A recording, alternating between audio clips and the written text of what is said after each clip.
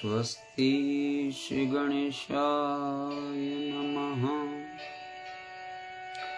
श्री सरस्वती नमः। श्री गुरुभ्यो नमः।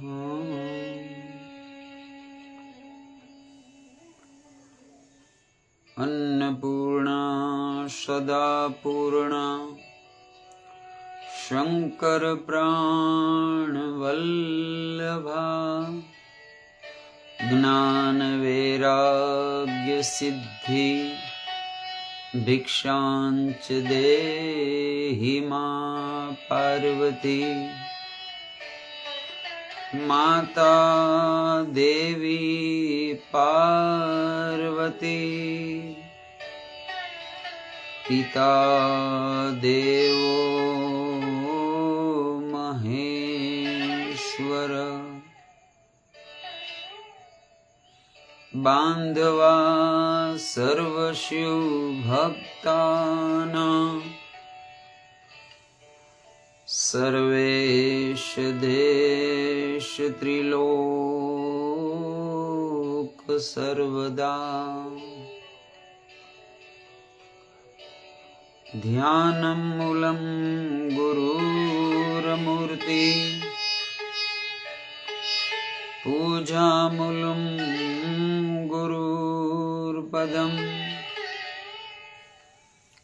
मंत्रं मूलं गुरुर्वाक्यं मोक्षं मूलं गुरुर्कृपा।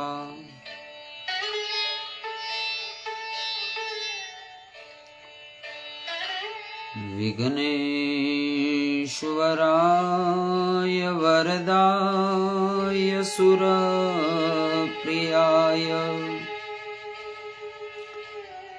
लंबोदराय सकलाय जगद्हिताय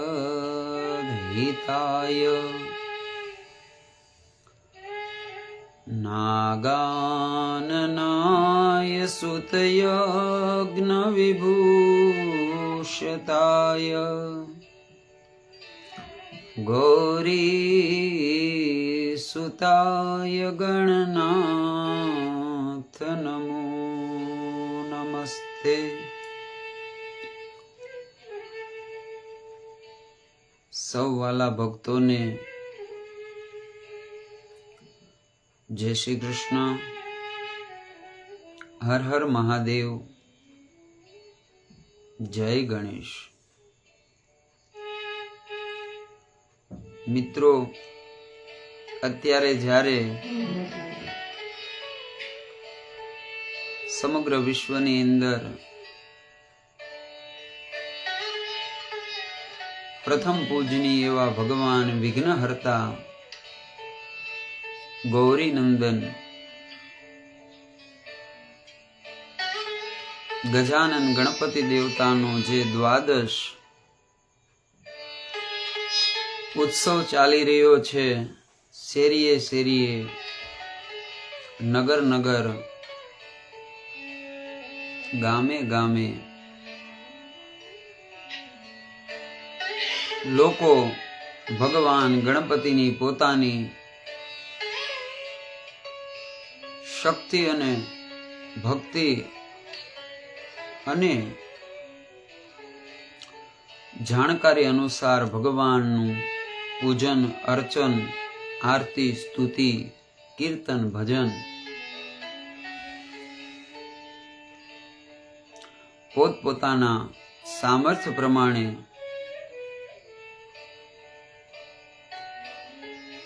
સૌ લોકો કરી રહ્યા છે। સનાતન ધર્મની ગરિમા, સનાતન ધર્મનું મૂળ આદિ એવા પ્રથમ પૂજ્ય ભગવાન ગણપતિના ઉત્સવમાં જ્યારે હું ને તમે નિત્ય ભગવાનની પૂજા કરવી, આપણો સનાતન ધર્મ, આપણી વૈદિક સંસ્કૃતિ અને આપણું સંપૂર્ણ કર્મકાંડ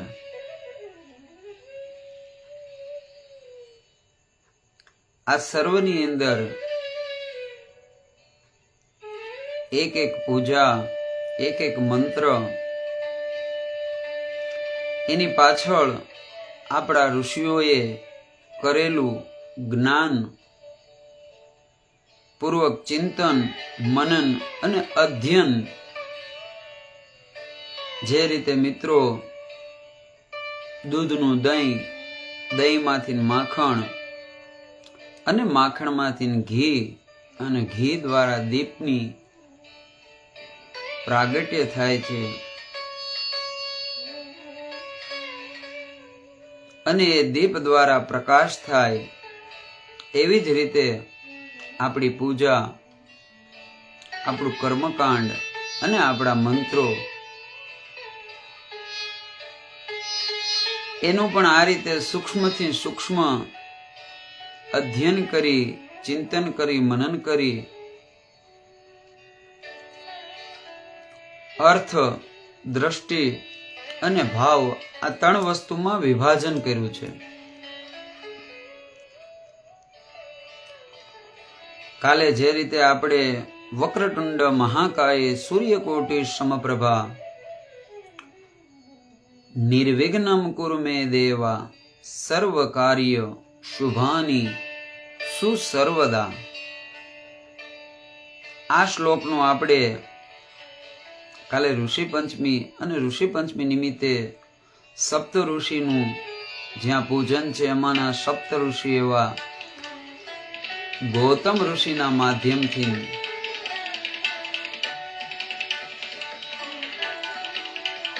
આપણે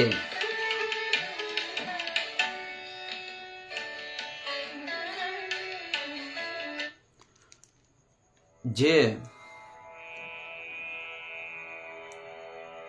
આ મંત્રની ઉત્પત્તિનું સ્થાન અને આ મંત્રનો જે ભાવ, આનું વિસ્તારપૂર્વક ચિંતન અને મનન કર્યું.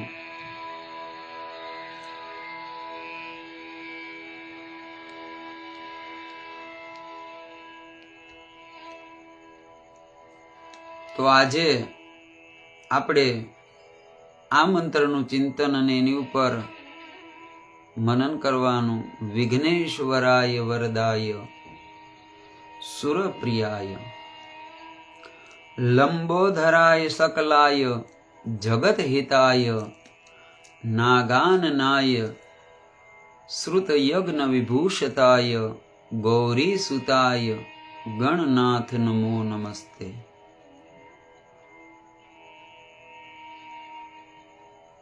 જે રીતે કાલે કીધું એમ કે ગણપતિ દાદા જ્યારે વિશેષ ગણોના નાયક બન્યા, અગ્ર પૂજાના અધિકારી થયા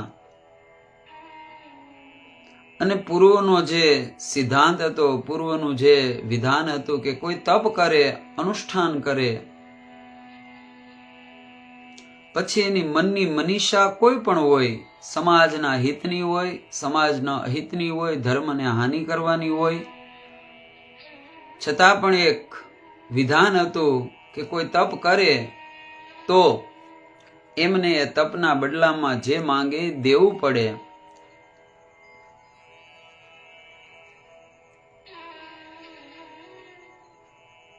આ એક વિધાન હતું. પણ જ્યારે ગણપતિ દાદા અગ્રપૂજની બન્યા, સર્વ ગણોના નાયક બન્યા, એટલે કે લીડર બન્યા અને પૂર્ણ બહુમતીથી માત્ર એક સ્થાન નહીં પણ પૂરા બ્રહ્માંડની અંદર અગ્ર પૂજા અને વિઘ્નહર્તા તરીકે પ્રથમ પૂજનીય જ્યારે ગણપતિને સ્થાપિત કર્યા, જેમ આપણા રાજ્યમાં, ભારતમાં જ્યારે સંપૂર્ણ બહુમતીથી કોઈ પણ સરકાર આવે તો એ નિર્ણય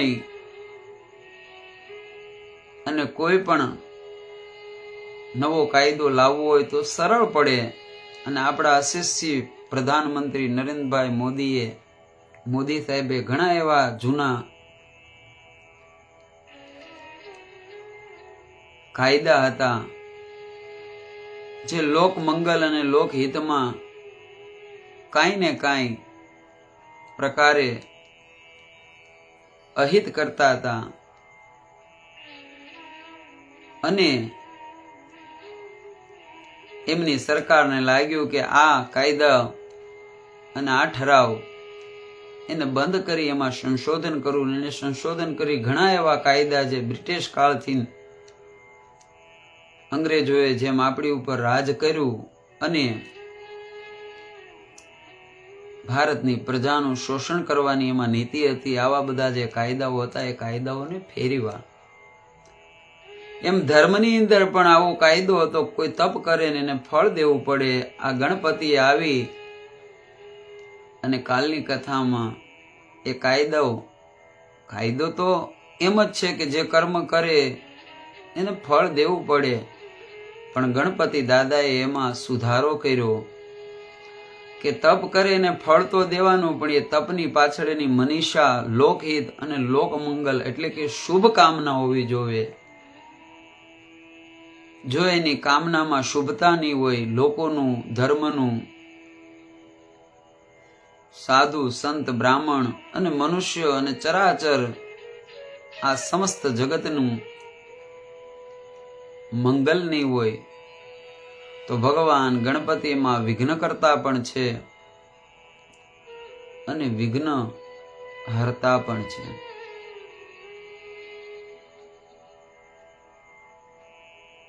ભક્તો, આ જગતમાં જેને પણ કાંઈ પણ પ્રાપ્ત કરવું હોય,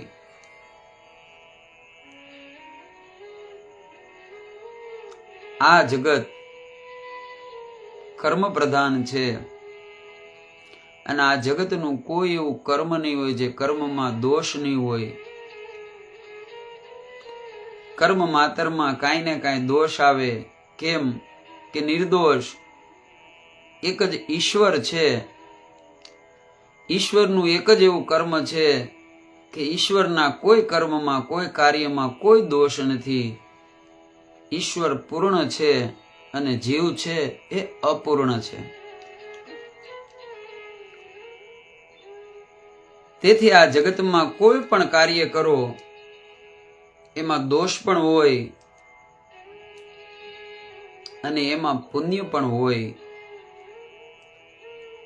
અને જીવ માત્ર પોતાના દોષ અને પુણ્ય બંનેને સાથે લઈ આ ધરતી ઉપર આવે છે.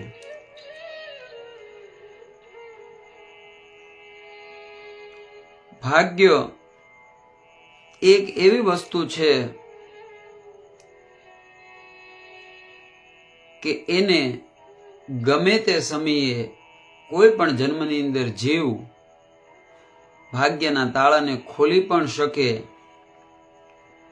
કેમ કે આ જગતના તમામ જીવને પરમાત્માએ જીવથી શિવ સુધી પોગવાની શક્તિ અને સામર્થ્ય આપ્યું છે અને એ કોઈને આપ્યું હોય તે માનવને આપ્યું છે. ઈશ્વરના માર્ગમાં જવા માટે, ઈશ્વરને પામવા માટે, એ પરમાનંદને જાણવા માટે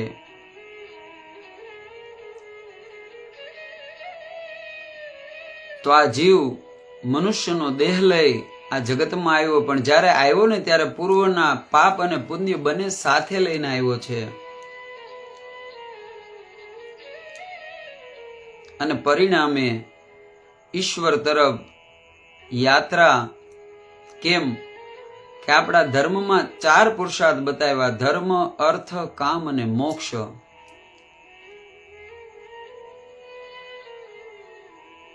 પ્રથમ ધર્મ છે. જેને ધર્મ સમજાય એને જ પોતાના જીવનનો અર્થ સમજાય છે. અર્થ એટલે પૈસા, અર્થ એટલે લક્ષ્મી ધન નહીં. અર્થ એટલે મારું તમારું ગંતવ્ય, મારા ને તમારા આત્માનો જે ધ્યેય છે એ ઈશ્વરની પ્રાપ્તિ માટે મેન તમે આ માનવનું દેહ લીધું છે એ ઈશ્વરને જાણવા માટે. એ જ મોટામાં મોટો અર્થ છે કે જીવ પોતાના જીવનને આધ્યાત્મિક તરફ અને ઈશ્વર તરફ સંસારમાંથી સર્વેશ્વર તરફ, ઈશ્વર તરફ ગતિ કરે. તેથી પ્રથમ પુરુષાર્થ એ ધર્મ છે. ધર્મ દ્વારા જ જીવનનો અર્થ મળે. અને જ્યારે એ અર્થની પ્રાપ્તિ થાય ત્યારે જીવના હૃદયમાં કામના જાગે. કેવી કામના? સંસારની નહીં, ઈશ્વરની અને ઈશ્વરને ભોગવવાની કામના. મને તમને એમ થાય કે સંસારી સંસારને ભોગી રહ્યા છે અને સંન્યાસી એ તો વિરક્ત છે, પણ આ સંસારમાં ભોગવવા જેવું કોઈ હોય તો એ ઈશ્વર છે. તેથી સૌથી વધારે કોઈ જો ભોગ, પરમ ભોગ ભોગવતા હોય તે સંન્યાસી, સંતો છે. કેમ કે ઈશ્વરને ભોગવી રહ્યા છે. ભોગવવા જેવું હોય તો ઈશ્વર છે. આઠે પોર જેને આનંદ છે. જો આનંદ સંત ફકીર કરે, સો આનંદ નાહી અમીરી में. હે, તેથી ઈશ્વર પરમાનંદ છે, પરમ આનંદ છે. ઈશ્વર અંશ જીવ અવિનાશી, ચેતન અમલ સહજ સુખ રાશિ. સુખની રાશિ, સુખમય જ જીવ છે. પણ મેં કીધું એમ પૂર્વના બંને કર્મ સાથે છે. પણ છતાં ઈશ્વરે આ ચરાચર જગતને કર્મને આધીન રાખ્યું અને બધાને પોતપોતાના સ્વભાવ પ્રમાણે, પોતપોતાના તત્વ પ્રમાણે કર્મ કરવા બાધ્ય બનાવ્યા. સૂર્ય સૂર્યનું કામ કરે, ચંદ્ર ચંદ્રનું કામ કરે. આ બધાય પોતપોતાના નિજ સ્વભાવમાં અને નિજ કર્મમાં જ કાર્ય કરે. કેમ કે ઈશ્વરે જે એને કાર્ય સોંપ્યું એ જ કાર્ય એને કરવાનું છે. પણ જીવ, મનુષ્ય, એને કોઈ બંધન નથી. ભગવાને એને સ્વતંત્રતા આપી છે, પણ કેમાં? કર્મ કરવામાં.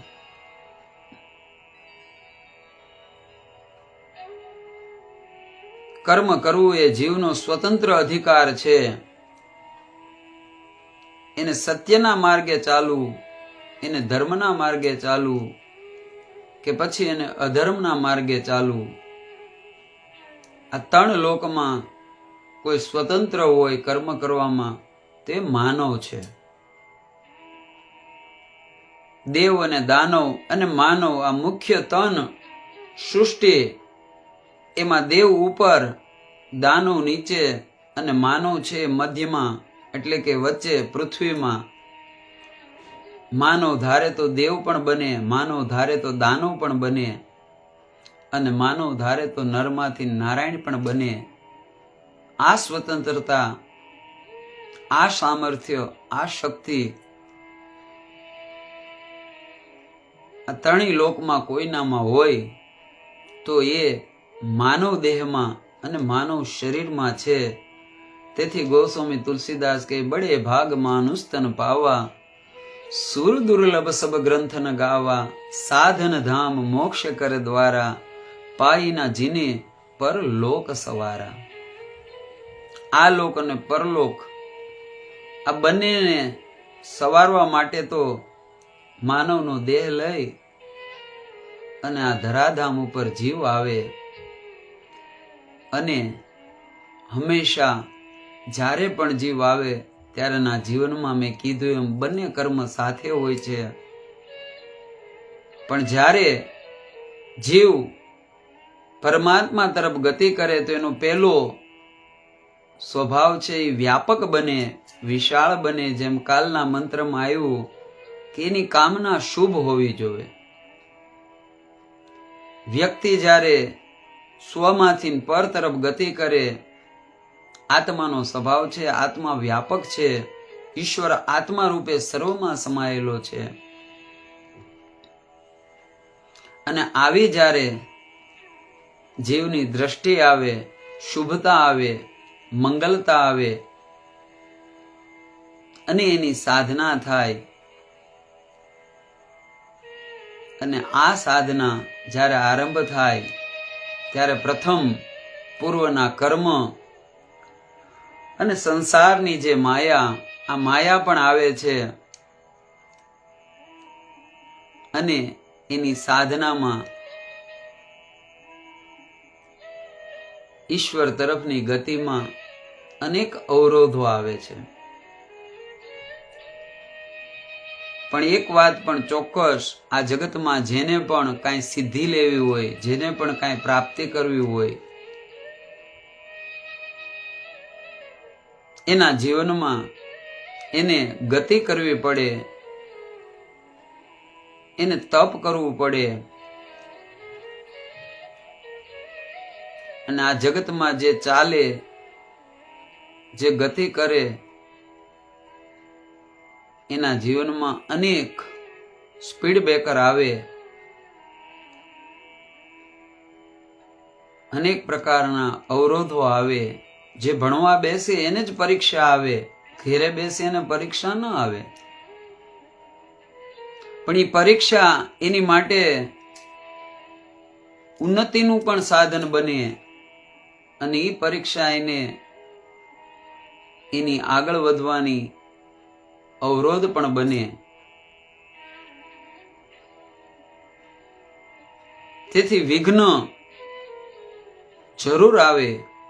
ઘણા એમ કે ગણપતિની પૂજા કરવાથી વિઘ્ન ન આવે, એવું નથી. વિઘ્ન, અવરોધ એ મારા ને તમારા કર્મનું ફળ છે. બધાને ભોગવવું પડે, બધાને આવે.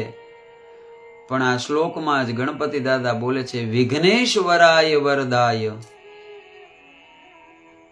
જો કોઈ સાચા હૃદયથી ગણપતિ તત્વને જાણે અને પ્રથમ જે શ્લોક છે એને હૃદયમાં આત્મસાદ કરે, તો વિઘ્ન છે ને એ જ વરદાનનું રૂપ લે. જેમ બાળકની પરીક્ષા આવે અને પરીક્ષામાં એ ગભરાઈ જાય ને જો પરીક્ષા ન દઈ શકે તો વળી એને એક ધોરણ, એક વર્ષ સુધી પાછું એમાં કરવું પડે. પણ એ પરીક્ષામાં પોતે જો મહેનત કરી હોય, નિષ્ઠાપૂર્વક ગુરુનું આચરણ કર્યું, જે એના ગુરુએ એક વર્ષ દરમિયાન એને વિદ્યા આપી, એને શ્રદ્ધાથી અને સમર્પણથી ગ્રહણ કરી હોય ને, તો એ પરીક્ષામાં ઉત્તમ પરિણામ લાવી અને બીજી કક્ષામાં પ્રવેશ કરે. મારા ને તમારા જીવનમાં પણ ઈશ્વર જ્યારે જીવ તરફ ગતિ કરે ત્યારે મોહ, માયા, સંસાર, આ બધા અવરોધો આવે, વિઘ્નો આવે. પણ જો ગણપતિ અને ગણપતિના એ ભાવ,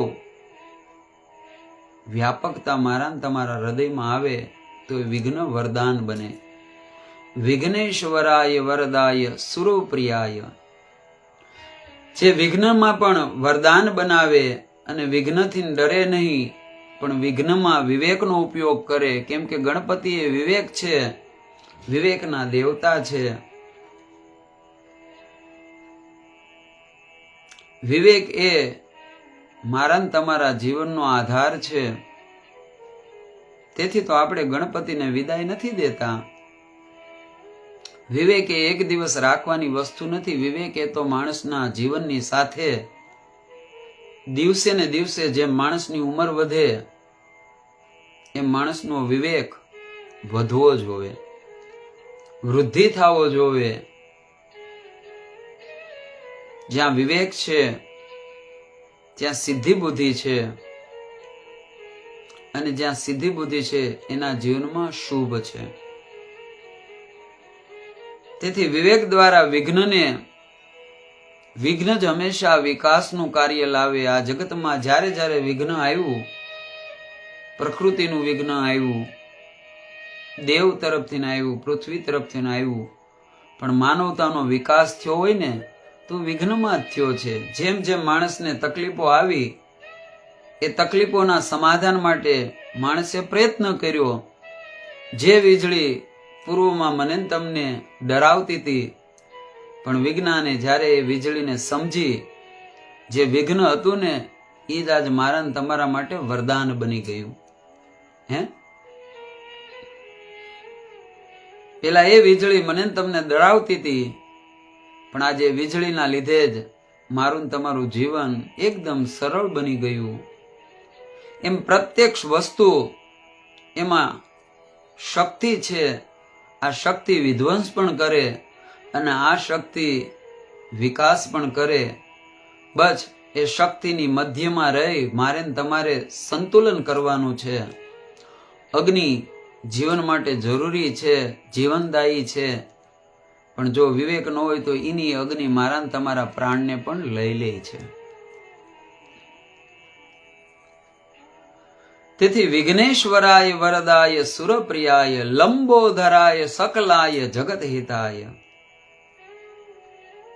જ્યારે આવા વિઘ્નો એને પાર કરી દેવોની કૃપા થાય, એની કીર્તિ વધે, આગળ વધે, એનું જ્ઞાન વધે, એનો વિવેક વધે ને એ માણસ લંબોધરા એટલે કે નાનો સંકુચિત ન થાય પણ સૂક્ષ્મ બને.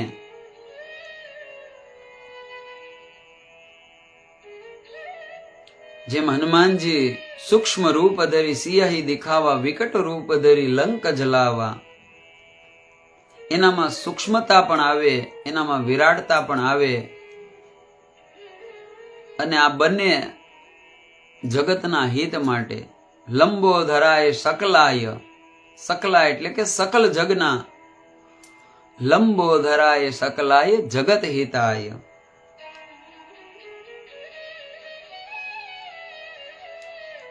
નાગાન નાય સુત યજ્ઞ વિભૂષિતાય. આના બે અર્થ છે. નાગાન નાય સુત યજ્ઞ, યજ્ઞોપવિત છે. જેણે એવા ગણપતિ જેણે નાગની રૂપી યજ્ઞોપવિત ધારણ કર્યો. આ નાગ છે કાળનું પ્રતીક છે. કાળ હંમેશા ભક્તો મારા ને તમારા વર્તમાન જ હાથમાં છે, ભૂત કે ભવિષ્ય છે નહીં. જેનું વર્તમાન સુંદર હોય એનું જ ભવિષ્ય સારું હોય.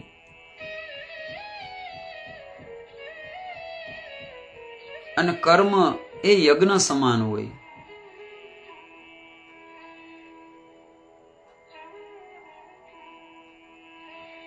જેના કર્મ દ્વારા યજ્ઞ હોય. યજ્ઞ એટલે કે યજ્ઞ ગમે ત્યાં થાય, યજ્ઞ ગમે ત્યાં કરે, પણ યજ્ઞનું ફળ છે ને એ તો સમસ્ત પંચભૂતને મળે.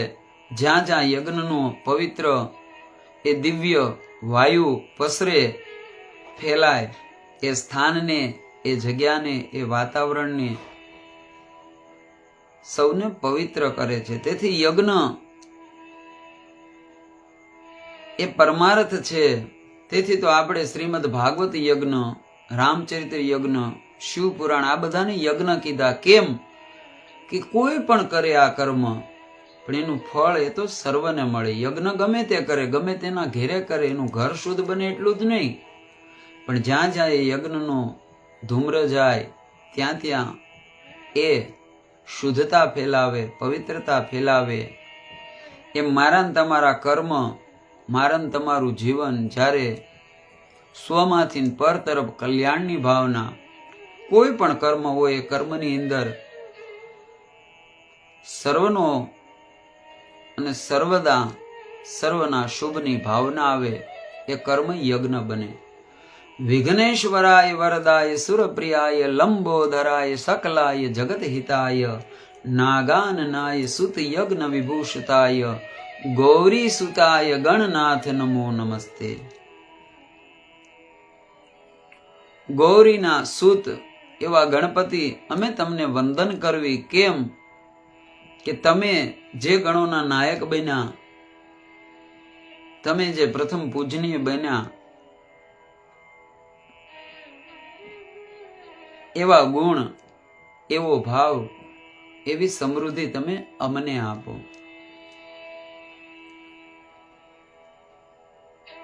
તમે તત્વમસી છો. તમે જ આ જગતનું મૂળ તત્વ છો. આ સમસ્ત તત્વનું, આ પંચ તત્વનું જે છે, આ ગણપતિ અથર્વ શીર્ષમાં પ્રથમ જે 5 મંત્ર છે, નમસ્તે ગણપતિ તમેવ પ્રત્યક્ષ તત્વમસી તમેવ કેવલ કર્તાસી તમેવ કેવલ ધરતાસી, તમેવ કેવલ હરતાસી, તમેવ સર્વખલમ બ્રહ્માસી. આ 5 મંત્ર પ્રથમ ગણપતિ અથર્વ શીર્ષના એમાં પ્રથમ તમેવ પ્રત્યક્ષ તત્વમસી. આ સમસ્ત તત્વ એ તમે છો. તમેવ પ્રત્યક્ષ તત્વમસી, તમેવ કેવલ કર્તાસી. આ જે કાંઈ જગતમાં થાય છે એના કર્તા પણ તમે છો. એ બ્રહ્માનું સ્વરૂપ છે. આ બ્રહ્માએ સૃષ્ટિ બનાવી, એ કર્તા, એમાં આદિ તત્વ અને તત્વ રૂપે કર્તા એ બ્રહ્માને શક્તિ દેનાર એ તમે છો. તમે એવું કેવલ કરતાસી, તમે એવું કેવલ ધરતાસી. જે ધારણ કરે, જે પોષણ કરે છે એવા ભગવાન વિષ્ણુ. તમે એવું કેવલ કરતાસી, તમે એવું કેવલ ધરતાસી, તમે એવું કેવલ હરતાસી. જે વિનાશ એ શિવ એ પણ તમે છો. તમે એવું સર્વખલમ બ્રહ્માસી. આ જગત આખું એ બ્રહ્મ રૂપે તમે જ સર્વમાં સમાયેલા છો. આ 5 તત્વોની આ સૃષ્ટિ છે. અને ગણપતિ અથર્વ શીર્ષના આ 5 પ્રથમ મંત્ર એમાં ભગવાન પ્રથમ તત્વ રૂપે આ જગતમાં કાંઈ નહોતું ત્યારે જે તત્વ હતું એ ગણપતિ તમે છો. તેથી તો શિવ પુરાણમાં જ્યારે ભગવાન શિવ અને પાર્વતીના લગ્ન થાય ને ત્યારે નગાધિરાજ હિમાલય પ્રથમ ગણપતિને યાદ કરે. આપણે તો ગણપતિ શિવપુત્ર પાર્વતી પુત્ર આગળ આવ્યું ને ઉમાસુતમ, એ તો છે જ. પણ આ ગણપતિ કોણ છે? જે આદિ છે, જે અનાદિ છે, આ સમસ્ત જગતનું તત્વ છે. જ્યારે કાંઈ નહોતું ત્યારે જે તત્વ રૂપે હતા એ ગણપતિ છે. અને એ જ તત્વમાંથી બ્રહ્મા, વિષ્ણુ, મહેશ અને આ પંચભૂત અને આ 14 બ્રહ્માંડ બન્યા.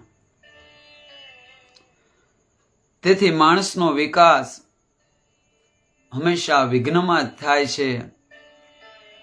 વિઘ્ન એ વિઘ્ન નથી, એ તો અવસર છે. જેમ મેં કીધું એમ બાળકની પરીક્ષા આમ જોવો તો વિઘ્ન છે. 10મા 12માની પરીક્ષા હોય, આપણે જોઈ દીકરાઓ દીકરીઓ 2-3 મહિના એની હાલત, નહીં ખાવાનું ઠેકાણું, નહીં સુવાનું ઠેકાણું, રાત દિવસ મહેનત પ્રયત્ન કરે. આમ જોવી તો એ 2-3 મહિનાનું જીવન એનું વિઘ્નોથી ભરેલું, સંકટથી ભરેલું, ડિપ્રેશન, ચિંતા, તણાવ. પણ આ બધામાં જો બાળક પુરુષાર્થ કરે અને યોગ્ય મહેનત કરે તો એનું ફળ તો સુંદર આવે. એનું જીવન, એનું ભવિષ્યમાં ઘડાય છે. એમ જીવનમાં જેનો જેનો વિકાસ થયો એ સંકટમાં, વિઘ્નમાં થયો છે. વિઘ્ન ત્યારે જ વિઘ્ન બને જ્યારે મારા ને તમારામાં વિવેક ના હોય. તેથી ગણપતિની પ્રથમ પૂજા છે. તેથી ગણપતિની નિત્ય પૂજા છે. અને કાયમ માટે હું કહું છું, ગણપતિ એ વિવેક છે અને ગણપતિની સાથે બેઠા ને એ સિદ્ધિ બુદ્ધિ છે. આજે લોકો ઘણા કે બહેનો કે રીધી સીધી દાદા, અમે કેવી ગણપતિ દાદા પાસે 2 સોપારી છે લઈ આવો. એટલે કે દાદા રીધી સીધી, રીધી સીધી નહીં, સિદ્ધિ બુદ્ધિ. વિવેક દ્વારા જે સિદ્ધિ મળે એ જ બુદ્ધિ છે. અને જેની સિદ્ધિ બુદ્ધિ હોય ને એની ત્યાં શુભ આવે. આ સિદ્ધિ બુદ્ધિ દ્વારા ભગવાનને પ્રથમ પુત્ર એ શુભ થયો. અને શુભ સમાન આ જગતમાં બીજો કોઈ લાભ છે નહીં. 2-5 કરોડ રૂપિયા મળે એ લાભ નથી, એ તો લોભ છે. સંપત્તિ સુખ આપે, શાંતિ ન આપે. શુભ દ્વારા શાંતિ મળે અને શુભતા એ સર્વમાં લાગે.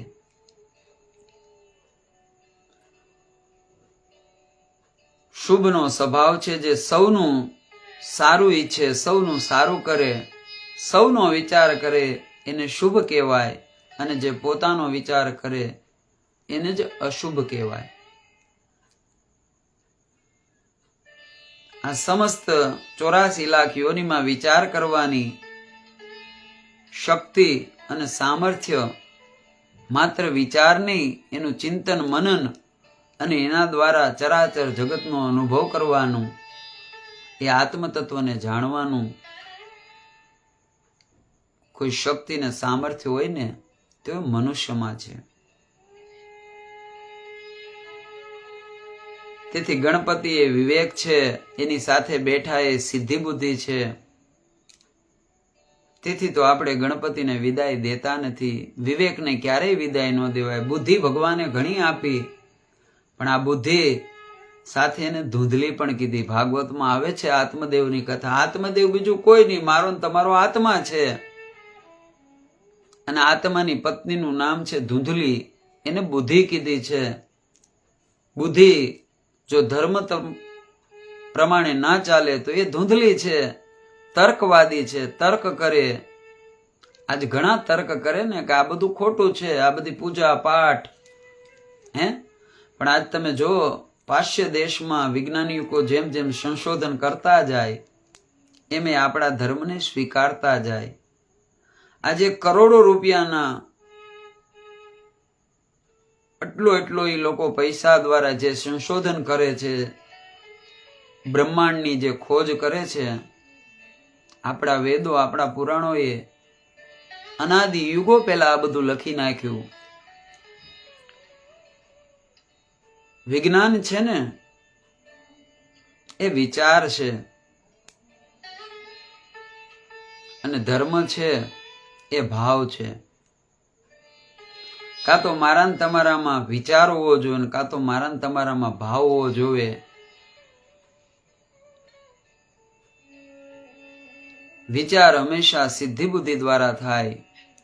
વિચાર હંમેશા વિવેકના સાનિધ્યમાં થાય, તો જે મન તમને પૂર્ણતા સુધી લઈ જાય.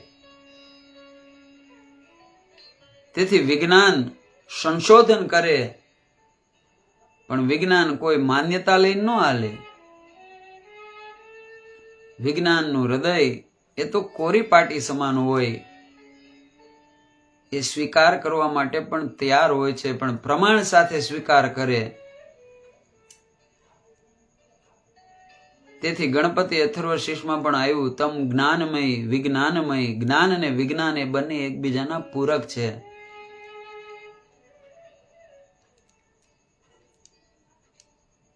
તેથી આપણી એક એક પૂજા, એક એક મંત્ર,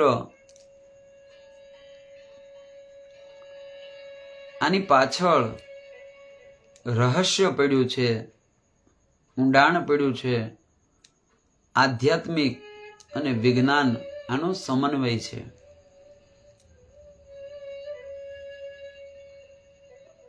ક્રિયાકાંડ નહીં પણ કર્મકાંડ કીધું છે. કર્મ એટલે કે જે મારા તમારા જીવનમાં આવે એને કર્મ કહેવાય. નિત્ય આપણે કર્મ કરવી જોઈએ એને નિત્ય કર્મ કહેવાય. એમ પૂજા પાઠ મંત્ર સ્તુતિ આરાધના, આના એક એક શબ્દ એક એક શ્લોકની અંદર ભાવ પીડ્યો. એ ભાવના અને કર્તૃત્વ મારા ને તમારા કર્મમાં આવે એટલે આપણું કર્મકાંડ થયું. અને એ જ કર્મકાંડ, કર્મ દ્વારા જીવ આવે છે, કર્મ દ્વારા જીવનું બંધન છે, અને કર્મ દ્વારા જીવની મુક્તિ છે. કર્મથી ને સુખ મળે, કર્મથી ને દુઃખ મળે, અને કર્મ દ્વારા જ મને તમને પરમાત્મા તરફ વળવાની અને પરમાત્માને જાણવાની ઈચ્છા જાગે. ઈચ્છા આપણે કરવાની, કૃપા પરમાત્મા કરે. તેથી વિઘ્ન એ તો માત્ર વિકાસનું સ્તોત્ર છે. એટલે તો વિઘ્નેશ્વરાય વરદાય સુરો પ્રિયાય. સુરોને પ્રિય છે. ગણપતિ દાદા પ્રથમ પૂજ્ય બન્યા, એના જીવનમાં બહુ વિઘ્ન આવ્યા. જન્મતાની સાથે પોતાના પિતા દ્વારા જેનું મસ્તક કપાણું, આ કેવું વિઘ્ન! પણ આ સગળા વિઘ્નોમાં પણ એણે ધર્મને અને સત્યને મૂક્યું નહીં. જે માતાએ આજ્ઞા કરી કે જ્યાં સુધી હું બહાર ન આવું ત્યાં સુધી આ દ્વારની અંદર તમે કોઈને પણ નહીં આવવા દેતા. અને માતાના એ વચનને અને માતાનું એ આપેલું વચન ગણપતિએ પાલન કર્યું. વિઘ્ન આવ્યું, પણ એ વિઘ્નમાં એણે એનો ધર્મ ન મૂક્યો, એનો વિવેક ન મૂક્યો, તો પરિણામે એ વિઘ્ન એની માટે વરદાન બન્યું.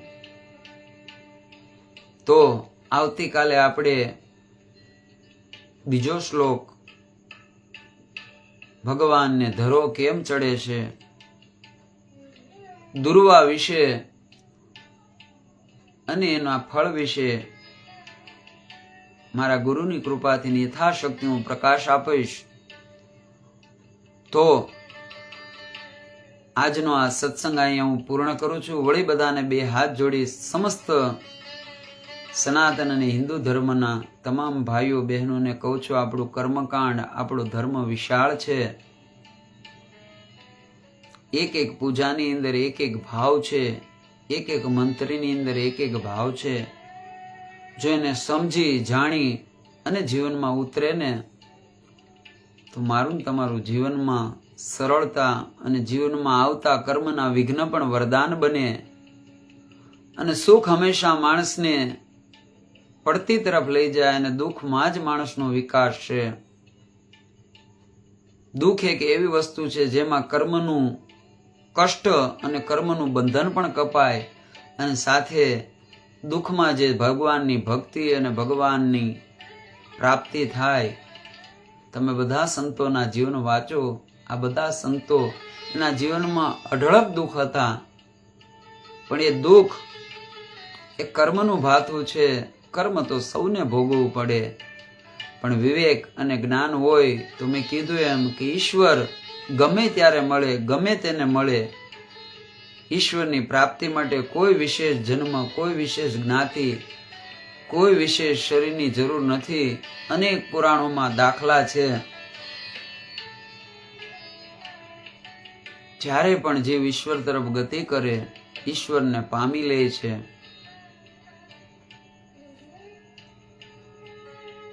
અને ઈશ્વરને પામવાનો અધિકાર, એની લાયકાત એ માનવનું શરીર છે. એકવાર માનવનું શરીર મળ્યું એટલે જીવથી શિવ સુધીની પોગવાની યાત્રા, એ સામર્થ્ય પરમાત્માએ મને તમને આપ્યું છે. પણ આ સાધન છે, આ સાધ્ય નથી. સાધ્ય ઈશ્વર છે. પણ આજ મોટામાં મોટું દુઃખ છે કે આપણે આને માત્ર સાધનની જગ્યાએ સાધ્ય સમજી લીધું. ખાવું પીવું અને સૂઈ જવું, આ એટલું કરવા માટે માનવનો દેહ નથી. આ તો પશુ પંખી સંયમ, નિયમ અને ઈશ્વરને આધીન થઈને કરે. ત્યારે માણસ તો આજે બેફામ કરે છે. માનવનો જન્મ એ પરમાત્માની કૃપાથી મળ્યો છે. ક્યારેક મિત્રો ભક્તો નજર નાખો આપણી આજુબાજુમાં, ગાય, કૂતરો, ભેંસ, બળદ, પશુ પંખી, આ અનેક યોનિમાં મૂન તમે બધા જન્મીને કેટલા દીનું કૂતરું ભૂખ્યું છે, ગાય ભૂખી છે, પશુ પંખી ભૂખ્યું છે, આપણને ખબર નથી. આ બધું ઉપવાસ, તપ, આ બધા દુઃખ, ટાઢ, તડકો, વરસાદ, આ બધું સહન કર્યું અને અંતે પરમાત્માએ માનવનો દેહ આપ્યો. તો સાચા માનવ તરીકે માનવ ધર્મને ધારણ કરી આપણા ધર્મને જાણવી, આપણા કર્તવ્યને જાણી અને આપણી પૂજા પાઠ, સનાતન ધર્મ, વૈદિક ધર્મ એટલું સરળ અને એટલું સીધું છે કે એકવાર જીવનમાં જો સાચું માર્ગદર્શન અને હૃદયમાં શ્રદ્ધા લઈ કરવામાં આવે તો જીવન એકદમ સરળ બની જાય, એકદમ સુંદર બની જાય. સત્યમ શિવમ સુંદરમ એ મારા તમારામાં પ્રગટ થઈ જાય. તો વળી સૌને બે હાથ જોડી વિનંતી કરું કે આ વિડીયોને વધારે ને વધારે લોકો સુધી શેર કરજો. મારી યુટ્યુબ ચેનલ હિતેશ દાદા ઝાખરાને સબસ્ક્રાઇબ કરી બેલ આઇકન દબાવજો. મારી ફેસબુકને ફોલો કરજો. અને વધારે ને વધારે લોકો સુધી આ સનાતન ધર્મની ગરિમા અને આપણા વિશાળ ઋષિઓની આ પરંપરા, જેણે ભાજીના પાંદડા ખાઈ ખાઈ ટાઢ તડકો ઠંડી સહન કરી માનવ જાતિ માટે પોતાના જીવનને સમર્પિત કરી અને એના જીવનના તપમાં જે તપીને સુવર્ણરૂપી અમૃત નીકળ્યું, એ આ કર્મકાંડના માધ્યમથી લોકહિત માટે અને જનહિત માટે આ વિધાન બનાવ્યા. એણે કોઈની દક્ષિણા નથી લીધી, એણે કોઈનું કાંઈ નથી લીધું, એણે કોઈનું માન નથી લીધું, સન્માન નથી લીધું.